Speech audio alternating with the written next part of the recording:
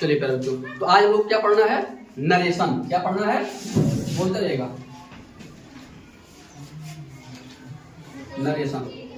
Narration होता क्या है सबसे पहले ये जान लीजिए। नरेशन होता क्या है सबसे पहले ये जान लीजिए। नरेशन क्या होता है तो आप बोलोगे narration, narration is a way to express a statement.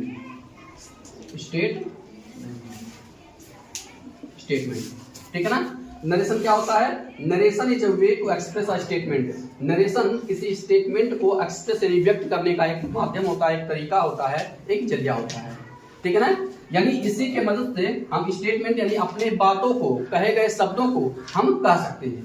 तो कहे गए शब्द, किसी वक्ता के द्वारा कहे गए जो शब्द होते हैं, जो बात होते हैं, वो दो तरह के होते हैं, एक डायरेक्ट और एक इनडायरेक्ट। यानी कहने का मतलब है हम किसी के द्वारा कही गई बात को हम दो तरह से व्यक्त कर सकते हैं, एक तो डायरेक्टली व्यक्त कर सकते हैं, एक इनडायरेक्टली। ठीक है ना। एक डायरेक्ट, एक इनडायरेक्ट तरीके से। तो पता होगा नरेशन क्या होता है। Narration is a way to express a statement. Narration किसी भी स्टेटमेंट यानी किसी कथन को व्यक्त करने का एक तरीका होता है। And we can express a statement into two ways. First one is direct and second one is indirect. ठीक है ना। तो नरेशन समझ में आ गया क्या होता है। नरेशन किसी के द्वारा कही गई बात को व्यक्त करने का एक तरीका होता है। ठीक है। और जो नरेशन होता है प्यारे बच्चों, दो तरह का होता है। एक होता है आपका डायरेक्ट, और एक क्या होता है? डायरेक्ट। डायरेक्ट क्या होता है, इनडायरेक्ट क्या होता है? डायरेक्ट का मतलब क्या होता है? प्रत्यक्ष कथन। क्या होता है? प्रत्यक्ष कथन। और इनडायरेक्ट का मतलब क्या होता है? अप्रत्यक्ष कथन। अप्रत्यक्ष कथन। समझ आ रही बात नहीं? अब देखेंगे सबसे पहले डायरेक्ट नरेशन क्या होता है, फिर देखेंगे इनडायरेक्ट नरेशन क्या होता है, फिर एग्जांपल लेंगे और उसके बाद एक एक को डिटेल में हम क्या करेंगे, पढ़ेंगे। सबसे पहले देखेंगे डायरेक्ट नरेशन क्या होता है। डायरेक्ट नरेशन तो लिखोगे किसी वक्ता के द्वारा कही गई बात को, लिखते रहिएगा आप लोग, किसी वक्ता के द्वारा कही गई बात को ज्यों का त्यों कह देना,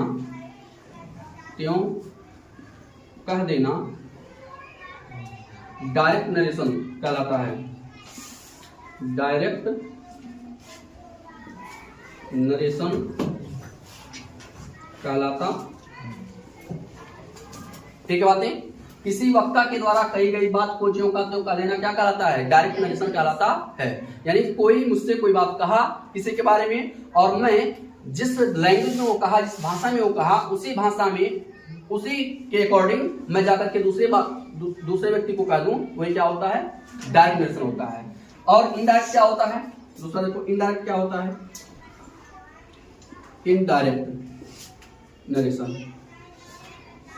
इनडायरेक्ट नरेशन ये क्या होता है? तो किसी वक्ता के द्वारा कही गई बात को ज्यों का त्यों ना कह करके अपने भाषा या शब्दों में कहना क्या कहलाता है? इनडायरेक्ट नरेशन कहलाता है। आप लिखोगे किसी वक्ता के द्वारा, किसी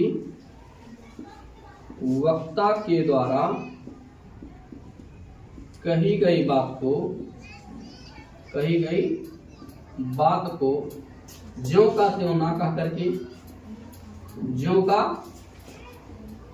त्यों ना कह करके अपने भाषा या शब्दों में कहना, अपने भाषा या शब्दों में कहना इनडायरेक्ट नरेशन कहलाता है। इनडायरेक्ट नरेशन कहलाता है। ठीक है बात यहां तक? ठीक है। क्या होता है? किसी वक्ता के द्वारा कही गई बात को ज्यों का त्यों ना कह करके अपनी भाषा या शब्दों में कहना क्या कहलाता है? इनडायरेक्ट नरेशन कहलाता है। जैसे मान लीजिए ये कोई लड़का है, ठीक है ना, और ये कोई दूसरा लड़का है, और ये कोई तीसरा लड़का है जो थोड़ा धोधा है, ठीक है ना, क्या है बाबू, धोधा है, ठीक है ना, कान बड़े बड़े हैं, देखो इस तरह से है ये, ठीक। ये लड़का है, ये लड़का, ये मान लीजिए राम है, क्या है, राम है, ये क्या है, श्याम है, ठीक है ना, और ये मान लीजिए रावण है, कौन है, ठीक है ना। तो राम मान लीजिए, राम ने इससे कहा, रावण से, राम ने रावण से कहा आई विल किल यू, क्या कहा, I will kill you. Ram ने किससे कहा, रावण से। कौन किसको मारने की बात कर रहा है, राम रावण को मारने की बात कर रहा है। अब रावण आकर के कह रहा है इससे, लक्ष्मण से, श्याम से, क्या कह रहा है कि राम ने मुझसे कहा I will kill you, Ram ने मुझसे कहा आई विल किल यू। अब कौन किसको मारने की बात कर रहा है, अब राम किसके बात उस पता चल रहा है कि राम ने इसे कहा कि ये श्याम को मार देगा जान से।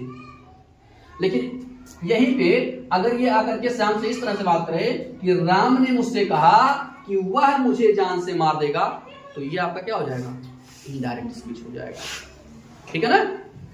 एक तो देखो क्या कर रहा है, Ram said to Ravan I will kill you, यह आपका क्या हो गया, डायरेक्ट स्पीच हो गया। Ram said to Ravan I will kill you.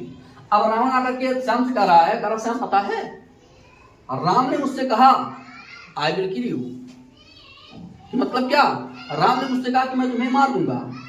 यानी कि अब देखिए कहने का तरीका वही है, सेंस वही है, लेकिन थोड़ा सा कहने का तरीका बदल जा रहा है, सेंस तो वही आ रहा है, लेकिन कहने का तरीका बदल जा रहा है कि यहाँ पर अब श्याम क्या समझेगा, श्याम ये ना समझेगा कि राम ने रावण से कहा कि मुझे मार दे, बोलो।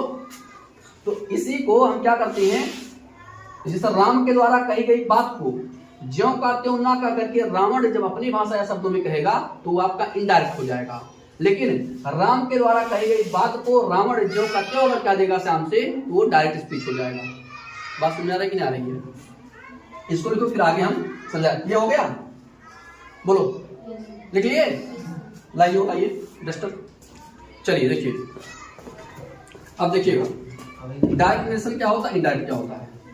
अब मैं सेंटेंस ले रहा हूं, यहां पर पहला सेंटेंस क्या है, राम सेड टू रावण,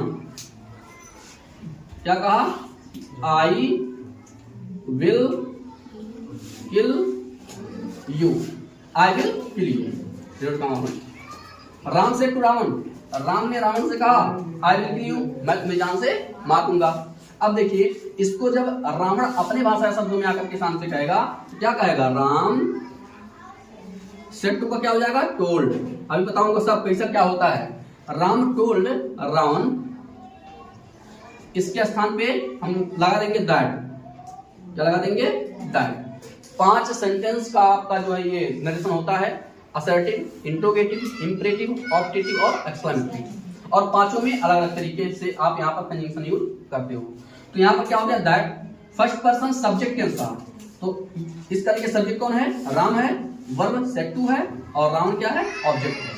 तो सब्जेक्ट के अनुसार किसके अनुसार, सभी के अनुसार, फर्स्ट पर्सन सभी के अनुसार। तो राम का प्रोनाउन क्या होगा, ही, क्या हो जाएगा, ही। यहाँ पर सेड टू है, टेंस बदलेगा तो विल का क्या हो जाएगा, वुड, क्या हो जाएगा, वुड किल। सेकंड पर्सन किसके अनुसार, ऑब्जेक्ट के अनुसार। रावण का यहाँ पर ऑब्जेक्टिव केस यूज हुआ है तो रावण का ऑब्जेक्टिव केस हो जाएगा हिम, क्या हो जाएगा, हिम। Full stop. क्या हो गया, Ram told Ravan that he would kill him. अब ये आपका क्या हो गया, पहले जो डायरेक्ट नरेशन था, डायरेक्ट नरेशन, और ये क्या हो गया, इनडायरेक्ट नरेशन, ठीक है। अब देखिए जो डायरेक्ट नरेशन होता है प्यारे बच्चों, इसके 2 पार्ट होती है। जैसे ये समझ में आ गया, जो डायरेक्ट नरेशन होती है इसके 2 पार्ट होते हैं। एक तो यहां से लेकर के यहां तक का, इसे कहते हैं रिपोर्टिंग क्लाउज, क्या कहते हैं, रिपोर्टिंग क्लाउज। और यहां से यहां तक इसको कहते हैं रिपोर्टेड स्पीच, क्या कहते हैं, रिपोर्टेड स्पीच, ठीक है बातें। हाँ बताइए, किल नहीं, जैसे यहाँ इसको बदली हो ना तो एक ही वर्ब बदल सकता है। हेल्पिंग वर्ब को आप बदल दी हो, मतलब इसको हेल्पिंग वर्ब को आप बदल दी हो तो मेन वर्ब नहीं बदलेगा, ठीक है।